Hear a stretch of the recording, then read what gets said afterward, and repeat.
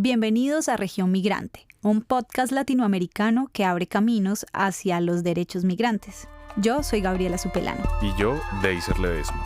Cuarta parada, refugiados y desplazados. Cuando irse es una urgencia. Soy Constanza, estoy en la Ciudad de México, soy de Chile y le mando un saludo a Región Migrante. Dey, escucha esto. Las puertas se iban cerrando. El tiempo colgaba de un pelo y aquel niño en los brazos de mis abuelos. El pánico era evidente y todo lo presagiaba.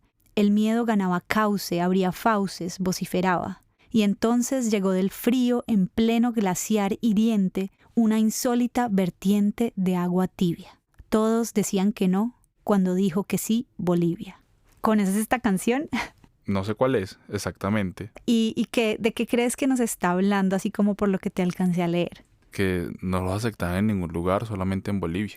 Exactamente. Lo rechazaron. Exactamente, pues es un fragmento de la canción Bolivia de Jorge Drexler y lo traigo mucho porque pues precisamente la familia de él huyó de la Alemania en los años 30 por la persecución de la que eran víctimas los judíos en Alemania por los nazis. Y la canción habla del momento en el que una nación por fin los aceptó, los dejó ingresar, les permitió salvarse del peligro. Y esa nación fue Bolivia. Y pues el coro de la canción siempre repite, todos decían que no cuando dijo que sí Bolivia. Me gusta mucho este fragmento porque habla como de ese momento de tensión, de temor. Necesitamos a alguien que nos reciba para poder huir de aquí porque estamos en riesgo, o sea, nos van a matar. Y yo creo que allí podemos hablar también de la situación de muchos venezolanos inmigrantes en la región que necesitan una protección internacional, que no solamente migran por temas de salubridad o economía de los países, sino que también hay personas que están siendo forzadas a huir. Me gustaría introducir un fragmento de una entrevista que hicimos con Rodrigo Alejandro Paredes. Él ya ha hablado en otros episodios del podcast, pero él habla acá de un artículo que escribe una investigadora para ACNUR, hablando sobre cómo ACNUR no reconoce directamente a los venezolanos como refugiados por la crisis que está viviendo actualmente, sino que les da otra categoría, que es la categoría de migrante venezolano. Hay una socióloga venezolana que se llama Ligia Bolívar. El artículo lleva por nombre ACNUR y los venecos. Ella hace todo un análisis del estatus migratorio de los venezolanos que deciden salir de su país y la negación de los países receptores a otorgarles la caracterización de refugiados. Y ella hacía una comparación de que en Siria nunca se dudó de caracterizar a las personas con este estatus migratorio. ¿Por qué ACNUR a los venezolanos no los reconocía dentro de una de las 4 categorías de personas con necesidades de protección internacional? Incluso llegaron a ocupar una categoría adicional, categoría de migrante venezolano. ¿Y eso qué quiere? O sea, que es un migrante venezolano. O sea, son una obviedad. De cierta manera, lo que comunicaba es que los venezolanos estaban exentos de derechos. Y entonces en ese artículo ella decía, bueno, si la cosa va a ser así, pues al final si quieren colóquenle la categoría a los venecos como una manera despectiva de trato hacia el venezolano. En este episodio vamos a hablar justamente de refugiados y de desplazados también, porque los dos comparten el hecho de que sus vidas están en riesgo y también porque los dos están muy presentes en toda la región. Pero para entender mejor qué es un refugiado y qué es un desplazado, cuáles son las diferencias, le pedimos a Gustavo Silva, el experto que nos va a hablar en este episodio. Él es defensor público y tiene una actuación en la Suprema Corte de Brasil. Hace parte del Grupo de Trabajo de Migraciones, Apátrida y Refugio de ese país y pertenece al Comité Nacional para los Refugiados CONARE, que es el organismo que toma decisiones sobre el refugio en Brasil. Un refugiado es alguien que ha abandonado su país de nacionalidad debido a fundados temores de ser perseguido por motivos de raza, religión, nacionalidad, grupo social o opinión política, y no puede o no quiere acogerse a la protección de su país. Y los desplazados internos entonces se mueven dentro de su propio país por las mismas razones que un refugiado, sin cruzar una frontera internacional para buscar protección. Entonces, los desplazados internos permanecen bajo la protección de su propio estado, incluso si ese estado es la causa de su huida. Entonces, si pensamos en los migrantes como un grupo general, podemos decir que los refugiados y los desplazados internos son grupos específicos de migrantes marcados por una gran vulnerabilidad que se deriva precisamente de la naturaleza forzada de la migración a la que están sometidos. Bueno, y ahora que entendemos mejor las definiciones de desplazados y refugiados, Gustavo nos hace una invitación a ponernos en el zapato del otro. Pero también yo quería comentarte, Gaby, es muy importante saber que hay migrantes, pero hay una categoría especial para el refugiado y el desplazado, y es porque no solamente podemos obtener la vulneración de derechos de lo que ya hemos hablado de la salud mental, las fronteras, el trabajo, sino que además estas personas tienen miedo de volver a su país. Están en riesgo. Y están en riesgo, sufren ataques, incluso donde el Estado no les garantiza la seguridad. Esos ataques culminan como esa misión y su vida corre riesgo. Entonces, escuchemos a Gustavo. Para comprender quizás esta vulnerabilidad, basta con empatizar. Imaginemos una situación en la que todos los que nos escuchan son objeto de persecución por parte de agentes de su país, pongamos por caso por motivos religiosos. Fíjense en la disparidad de fuerzas implicadas, la fuerza de un Estado contra un ciudadano.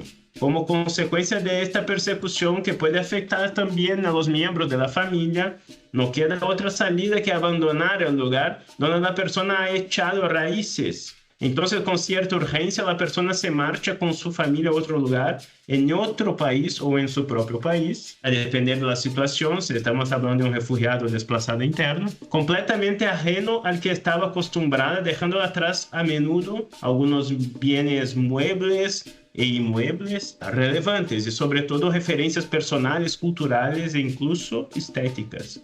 En muchos casos, la propia ruta migratoria es insegura y somete a las personas y a sus familias a múltiples incertidumbres y peligros. Entonces se empieza a vivir sin planificación previa en un lugar extraño donde no hay referencias familiares y de amigos con una cultura diferente y donde a menudo se habla un idioma distinto.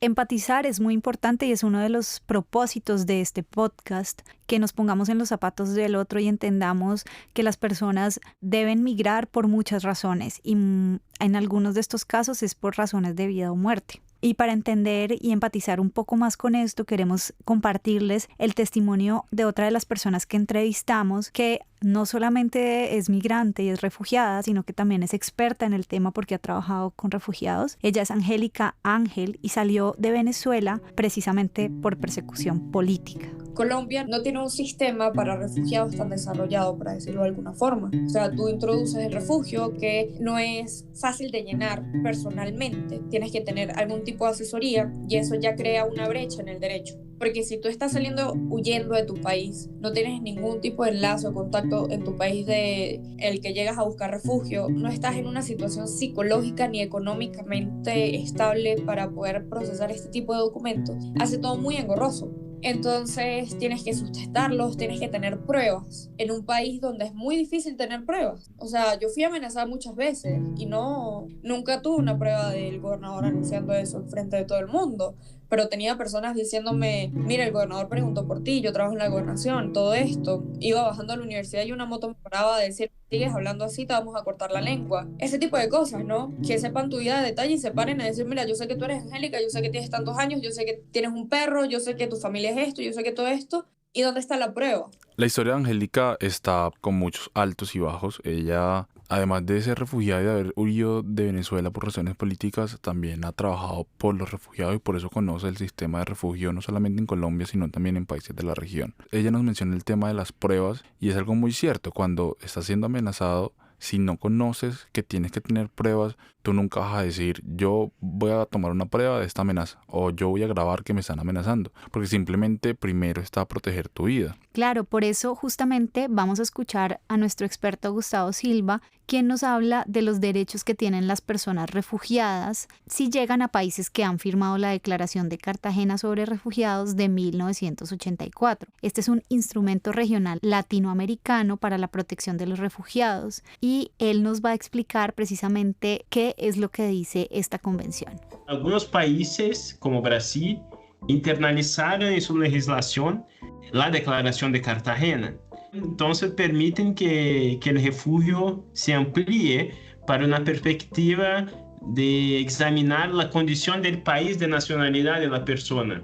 Entonces, la persona no tiene que demostrar una persecución individual, sino hay que demostrar la situación que está en su país. Y esto se demuestra por relatorios internacionales y todo más.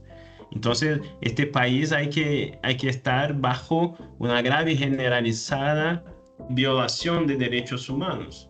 En Brasil hoy tenemos el reconocimiento de Venezuela, por ejemplo. Bueno, tal como nos cuenta Gustavo, Brasil es uno de los países que sí reconoce a Venezuela como en esa grave general de violación de derechos humanos. Y en el caso de Colombia es un particular porque más allá de ser un país de refugio permanente para esas personas, termina siendo un país de paso para poder pedir refugio en un tercer país, por lo que hablamos del sistema de refugio en Colombia, como a veces es muy complicado poder comprobar que eres refugiado. Y aquí quisiera también introducir un fragmento de Angélica Ángel, específicamente luego de una oleada de refugiados y perseguidos políticos en julio de 2024. Queremos que la escuchen. Colombia nunca había recibido migrantes al nivel que los recibió por Venezuela, por la crisis venezolana. Entonces sí creo que hay muchos temas legales que tal vez no estaban preparados para abordar esta crisis. En este proyecto asegurábamos diferentes vías de supervivencia, apoyos económicos, apoyo psicológico, apoyo jurídico, y el jurídico era uno de los más complicados. Teníamos muchos casos de refugio que eran difíciles de sustentar, que la Cancillería nos pedía sustentar. Colombia pasó de ser un país de acogida a ser un país de paso. Y bueno, empezando por el sistema jurídico en Colombia, muchas veces no es muy amable con los refugiados. Antes del tema de regulación, lo que hemos hablado como la documentación, un refugiado cuando está pidiendo la solicitud de refugio le dan un salvoconducto SC2. Con ese salvoconducto solamente las personas podían afiliarse al sistema de salud, no podían tener ninguna actividad económica. Solo hasta este año se aprueba que tenga el salvoconducto una nota donde las personas refugiadas puedan trabajar. Pero eso igual está todavía en adopción y las empresas pues no lo reconocen todavía, tal vez por falta de conocimiento. Si una persona está siendo refugiada, no basta solamente con tener el salvoconducto y tener salud, porque cómo se sostiene. Y entonces ahí es donde entra también la irregularidad para los refugiados, que es lo que nos parece también demasiado grave. Claro, porque aquí se juntan temas que hemos estado ya hablando, ¿no? El tema del refugio con el tema laboral y hace aún más difícil acceder a la posibilidad de empleo formal y de tener un estatus regular. Queremos, por último, compartirles otro fragmento con nuestro experto Gustavo Silva, en el que él hace una lista detallada de algunos de los derechos más importantes que tienen las personas refugiadas y desplazadas que no pueden ser violados por ningún estado. Escuchémoslo. Las disposiciones que se aplican a cualquier refugiado son las siguientes. El principio de no devolución, que garantiza la no expulsión o rechazo del refugiado a las fronteras de los territorios en los que su vida o libertad se ven amenazadas por motivos de raza, religión, nacionalidad, grupo social, opiniones políticas.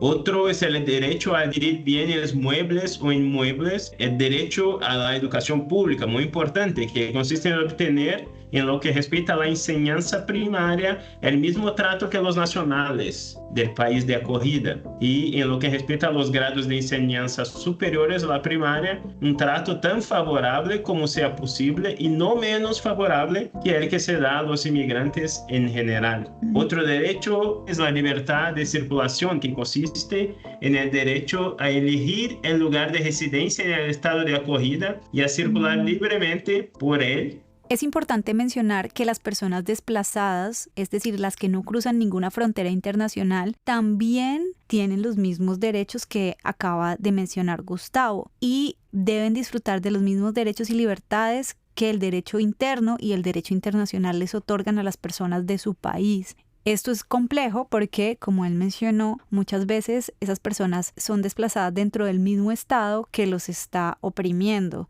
Pero eso no quiere decir que el derecho internacional deje de existir y ellas no gocen de esos derechos. Y pues muchas veces también es duro porque el refugio es algo que es negado a muchas personas. Y eso me recuerda al fragmento que me leías de la canción, porque el ser refugiado es un autorreconocimiento. Ya cuando tú sientes que estás cumpliendo con las condiciones de refugiado, tú te puedes autorreconocer en Colombia, en Chile, en Paraguay, en España. Y no quiere decir que si un país te lo niega, tú dejas de ser refugiado. Tú sigues siendo refugiado. Los refugiados tienen el derecho de poder apelar y acudir a los tribunales para tener la defensa de su caso. Queremos recordarles que en el consultorio jurídico de la Universidad ICESI hay atención gratuita para población migrante y población vulnerable y hay asesoría jurídica en estos temas. Recuerdo el número acá, 313-737-3612, o pueden escribir a cjurídico@icesi.edu.co. Este es el consultorio jurídico